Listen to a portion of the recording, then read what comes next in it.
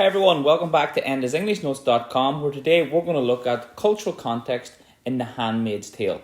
Now, throughout this video, I may mention Philadelphia Here I Come and Brooklyn, as it seems to be a popular choice among students studying for the 2021 Leaving Cert. Okay, so it's for the comparative, and we're looking at cultural context, which, as you know, is basically the world of the text, who holds power, the role of men and women, the different aspects of the world that they live in, and how the cultural context affects the main characters. So, the overview of society. So, the novel is set in Gilead, which is a dystopian world that has replaced the USA. So, dystopian is like a dysfunctional society. Obviously, it's fictional, but it's important to understand that the author, Margaret Atwood, said that there's nothing in this book that hasn't been done throughout history. Not all at the same time, but she's used different bits of history in order to set this dystopian novel in this world. A coup has been implemented by religious extremists who control the world according to the Old Testament. So anybody, just in terms of religion, the Old Testament was much more strict than the New Testament. The Old Testament would have, the treatment of women would have been very, very poor. You had the right to sell your daughter into slavery. It was a sin to work on the Sabbath day, and just very, very strict rules, which were done away with when the New Testament came in. Many things that we take for granted in today's world have been outlawed. Free speech, the media, owning property, and making individuals' decisions are not allowed. Women are told what to wear, cannot own property, work, or have access to money. Fertile women are forced to have babies for infertile couples who are part of the elite. Now, this is a big part of the story and our main character, Offred, who has to work as a handmaid in order to create a baby for the family that she lives with. Okay, so the first aspect we're going to look at is the role of men and women. So, the novel is set in a patriarchal society. So, Philadelphia Here I Come is also a patriarchal society. Brooklyn, Enniscorthy in Brooklyn is also a patriarchal society, whereas when Elise moves to Brooklyn, it opens up a little bit. Okay, so in this it's a very patriarchal society where men dominate and women have no rights. Some women are classified as handmaids and are given to powerful families who can't have children. Offred, the central character, is a handmaid who has been assigned to the commander and his wife, Serena Joy, and must go through an impregnation process once a month. If Offred cannot conceive a child, she will be known as an unwoman and sent to live in the colonies. Handmaids were read as a symbol of birth and menstruation. Handmaids do not keep their own name. Instead, they are given the name of, which means belong, and the name of their commander. So the commander that she's given to is called Fred. So her name now becomes Offred. So she is a possession of Fred's. Okay, so you'll notice in the other societies, they may be patriarchal, but they're not as strict, or the roles are not as defined as they are here. And the cultural context doesn't have as much of an effect on Kate in Philadelphia Here I Come or Madge as it does here on Offred.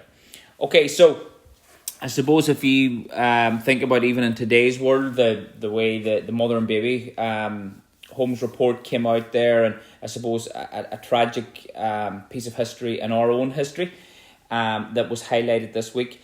And I suppose Margaret Atwood here may have been one of the stories she's touching on, where the church took away children and gave them up for adoption to rich families, often in America. So when we're thinking about how crazy this is, we also have to think that it's based on reality in many ways. Okay, so we're going to continue the role of men and women. So during the impregnation ceremony, the handmaids must lie along with the commander's wife, fully clothed, and hold each other's hands. At the end of the ceremony, the commander gets up and leaves the room, and the handmaid is sent back to her room. Handmaids are forbidden from reading, writing, or thinking for themselves. They cannot question the Gilead authorities or express displeasure in any way. Offred goes on the shopping trip with Offglen, another handmaid who is her new partner. In the early part of the book, they dare not speak freely for fear of hidden cameras and mics. So you might be asked about how the cultural context affects the main characters. And if you think about it, in Brooklyn, Eilish has a much freer life. She's free to get a job. She can't get a job in Ireland, so she goes to America and she goes to night classes. She betters herself. She's an independent woman. In fact, she's actually stronger than Tony in many ways. When we see the relationship, she's actually more intelligent and better spoken than he is. In Philadelphia, Here I Come, we can see that Kate couldn't get married to Gar because of money. It was the man's role to earn money, and he could only earn £3, 15 shillings a week, whereas Kate wanted him to be able to earn £20, which he told him to tell her father. Okay, so here it's much, much worse. It's a very severe effect on the main characters. Okay, so they can't even speak to each other for fear of hidden cameras and mics. So the world society is monitoring them at all times in case they do anything wrong. Okay, continuing with the role of men and women, it's a big part of The Handmaid's Tale. Men are expected to be powerful alpha male type characters in the cultural context of this novel. Now, I suppose that's done kind of comically in Philadelphia, Here I Come, where we see Ned and the boys. They try to be the alpha male characters, but they fail miserably in that regard. In Brooklyn, Tony must show that he is able to, when he takes Eilish to Long Island to show her where he's going to set up home, it's expected of Tony to provide for Eilish. In this text, they must be alpha male, and they're much more powerful than women. The commander, which is a domineering term for a man, appears to be a dominant male figure in the text, but as the story progresses, we see that he doesn't live up to the ideals of the alpha male. We are told that physically he looks like he is semi-retired, and that he expresses confusion about the current state of affairs, which shows that men are allowed to think freely. The commander carries out a secret relationship with Offred, playing Scrabble with her and giving her gifts which is forbidden. The hypocrisy of the world is clearly illustrated when he brings Offred to a brothel, which he says is only to be used by officers and senior officials. So basically men can do what they want. That they live on these strict religious grounds, but it's only the women that have to adhere to this strict religious rules, that men can get away. So it shows the double standards at play in the society. And I suppose if you look at Philadelphia, Here I Come, there was double standards there between men and women as well. And in Brooklyn, there's double standards between men and women. When we think that Nancy married George Sheridan because of the shop on the square, one part of it, she married for money. Gar not being able to marry Kate, the way Ned and the boys behave. But none of those are as clear-cut as the double standards in this text. Okay, social class. So again, if you think to the other text, Mrs. Kelly's shop, a clear example of social class in Brooklyn. Kate not being allowed to marry Gar, or Gar feeling inadequate when talking to Senator Duggan, shows the difference in social class. So here, people are categorised based on wealth in this society. Women who come from high-ranking families are at the top of the hierarchy, so money matters, or money and reputation. Wives and daughters of the elite wear blue to show their status. They are followed by the Marthas, who are servants to the families, and they wear green dresses to show their status. Econowives come next, and they are the wives of lower-ranking men. They wear striped dresses. Bottom of the social pyramid are the unwomen. These are the feminists, those who refuse or can't have children, and gender traitors, who are gay people. They are sent to the colonies, where they clean up industrial waste.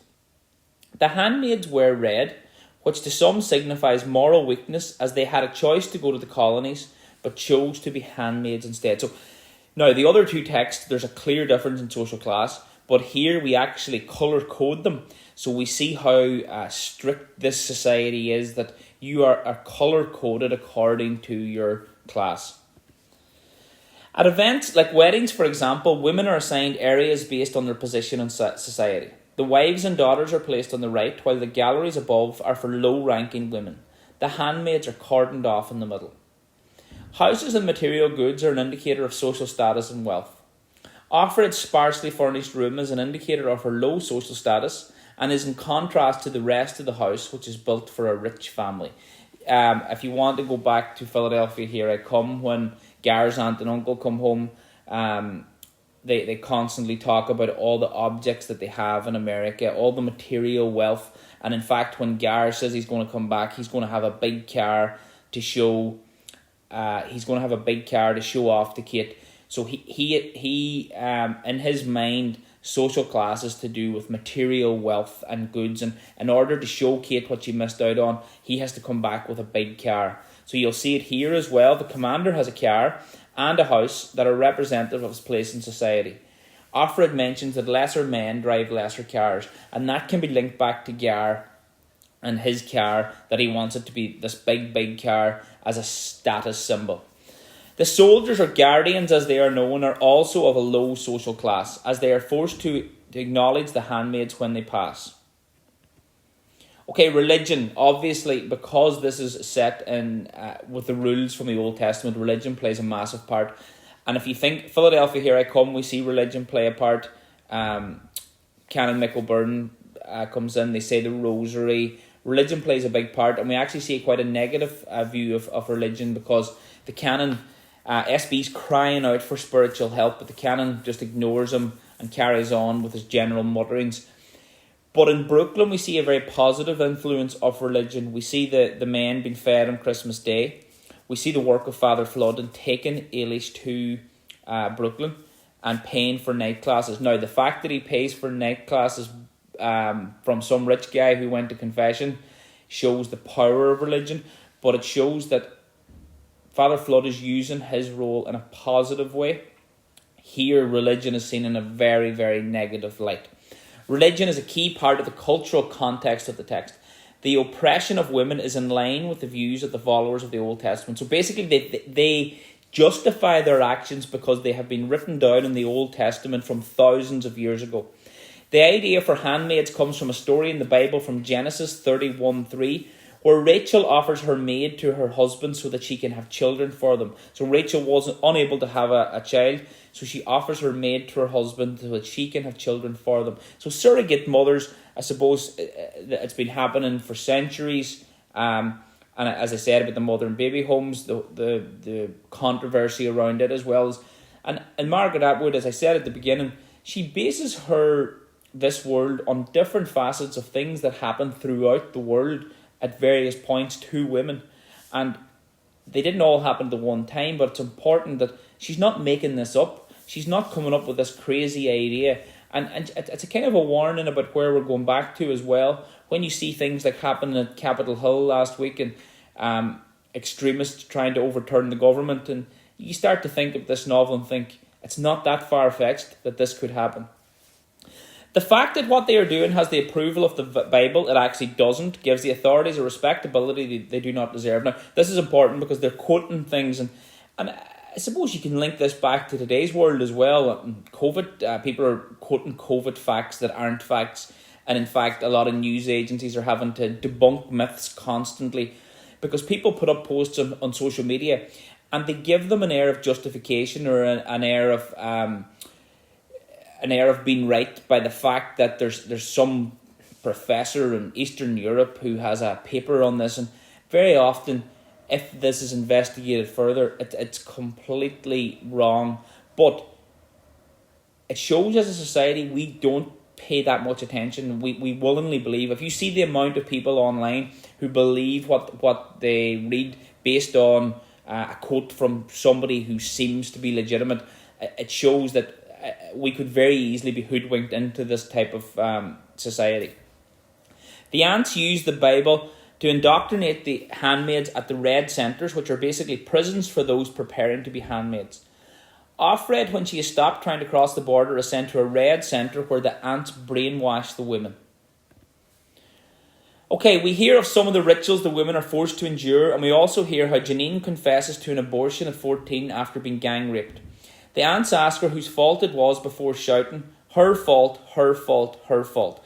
This is designed to break the women. Okay, so this is really, really important that you see women are basically at fault, and that comes from the Bible as well, and it comes from the story of Adam and Eve, where Eve was the person who tempted the man into committing a sin. So here, she was gang raped, yet she's the one who's been blamed.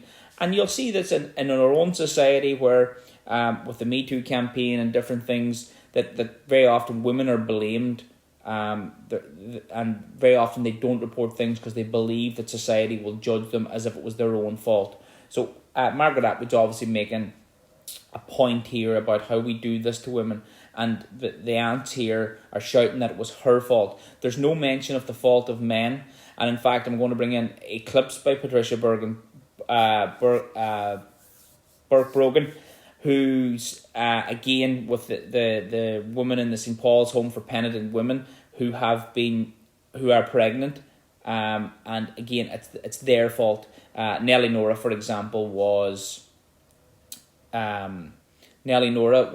raped by her boss, and she's put into this home, and she never leaves. That's the sad reality of it. Her family disown her because she got pregnant out of wedlock. And it was her fault. Okay, so even though it wasn't, this is what society made them believe. And Nellie Nora lives there for all. So there's a lot of different texts that people are studying, so I'm just going to bring in random ones throughout. Abortions and pregnancy scans are banned, meaning women's lives could be at risk, but they will still be forced to carry out the pregnancy. And again, there's messages in here about abortion, about pro-life, pro-choice, and all these things are still relevant in today's world. Okay, when one of the handmaids give birth, they all go to watch in what is known as the birthmobile. The women giving birth are given no pain medication, and it is the aunt's belief that birth is designed to punish women. So the agony the women go through, it's a way of God to punish them for their sins. Okay, so this is what they're being told. Whereas in today's world, women are given different types of medicine, different types of injections in order to numb the pain. When Janine gives birth, she must sit on a birthing stool while the wife sits behind her, and when the baby is born, it is placed in the hands of the wife. So once the baby is born, if you can, the imagery even of that birthing stool that the wife is behind her and probably up a bit, so she's more powerful. So there's a very clear image there, and the baby is given to the wife straight away. Okay, communication in the text. And one of the reasons communication is in here is because communication is so important in Philadelphia. Here I come, or the lack of communication between Gar and SB. And then in Brooklyn, communication between Eilish and Tony is often, it doesn't work properly because he can't understand her at sometimes. And then she ignores the letter, and she breaks that communication. So we're going to look at how communication in this world affects the characters. Very clear, the authorities have all power in the text. Free speech is banned, and people are not free to communicate with one another, especially women. The handmaids have to develop a series of techniques to allow them to communicate with one another. We see this when Offred can't speak to her friend Moira, as friendships were suspicious. Now, you can contrast this with Gar and SB, who were legally allowed to communicate and chose not to. Okay, so we see here the women can't communicate, and they must come up with every conceivable notion of how to communicate without the authorities knowing. We later see the same problems exist when Offred meets Moira working as a prostitute. They use a series of stares and movements of the head to show where they need to meet and when.